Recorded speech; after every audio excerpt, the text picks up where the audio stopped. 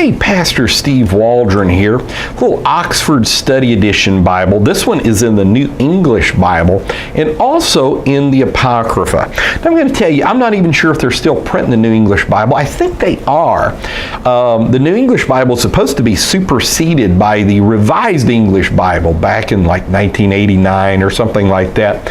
But this is just basically a study Bible. It's going to have introductions. It's going to have notes at the bottom, commentary, some things at the back. Now, one of the fascinating things is that the contributor, the first one, is Paul J. Achtmeyer from Union Theological Seminary. And he's done some major, like the Anchor Bible series and stuff. He's kind of a name in biblical scholarship.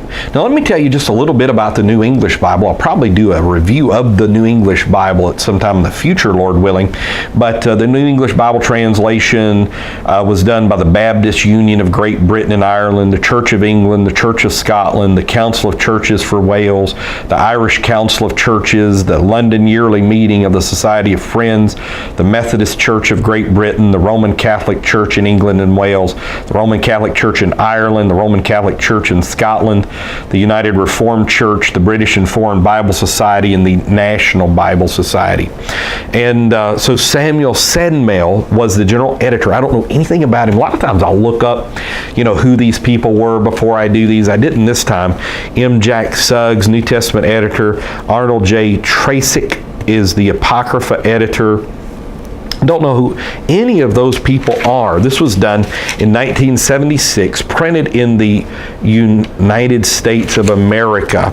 And, Oxford, what's that? It's supposed to be the world's oldest university. I think that's in the West. I think Hibiscus University there in Syria, done by the Assyrian Christians, was actually the oldest university or something like that back in the 4th, 5th century. One thing I noticed, like instead of Daniel, Bell, and the dragon, it was Bell and the snake. I thought that was kind of interesting. But I'm going to show you how it's set up here. Just know that it's very liberal. Like I was reading through the text for the Pentateuch, and it's basic JEPD, and that almost nothing was written. Nothing's earlier than the 13th century, and usually that's just a sentence or paragraph. And so it's the Wellhausian documentary hypothesis. Now, one reason I do like reading these is like on the commentary. It's going to say things like, they used to think that the abyss was made up of dragons and all that, and it was Mesopotamian or Canaanite myths. Well, at least you learn some things about what the Canaanites, the Mesopotamians, some of their creation stories, and those things. Now, I used to read the New English Bible an awful lot when, let me think, that would have probably been in the 90s. I picked up some, 2 or 3 paperback editions at Goodwill's, and I would just read. I just pick them up and read them. It's paragraph format, and I would enjoy a lot of things in there. But then you just come to a translation. It's like, whoa, that is not a good translation. I'm going to show you just another place, and you can kind of see kind of the format. And so it's a side verse format, which is kind of interesting. I'm sure they probably made this in leather back in the day. It says $9.95. It's like, here's the Apocrypha. A lot of times it is fascinating for, I'm an evangelical or apostolic Christian, or who knows where I'm a New Testament Christian. Let me say that. I'm an apostolic Pentecostal oneness. But, so I probably need to skip the labels. Somebody will attack me for labels. But, just seeing things with the Apocrypha in it.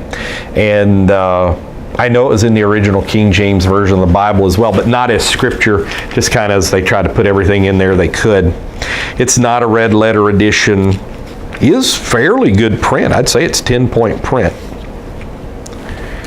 And then it's going to have literacy forms of the Bible. I've read some of this stuff before, and it's actually really good. Then select index to people, places, and themes of the Bible.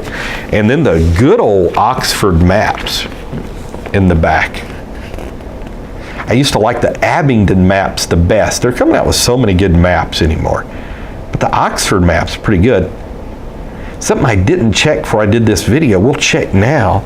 I want to say that the Oxford map actually has the nation of Israel going through water. Miracle of miracles.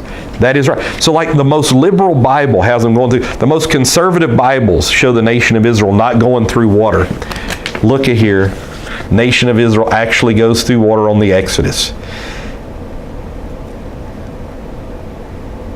So a neat little study Bible. It's going to be coming from a liberal perspective. It's ecumenical. It's going to have, Catholic and Protestant influences in there. But there's some things, either fascination with what other belief systems do, what liberal Christianity. I know like right now in the apostolic movement, we're kind of pushing back against some liberalism creeping in. And so I like to know where did they come from? Where did they get that? And what are they saying here?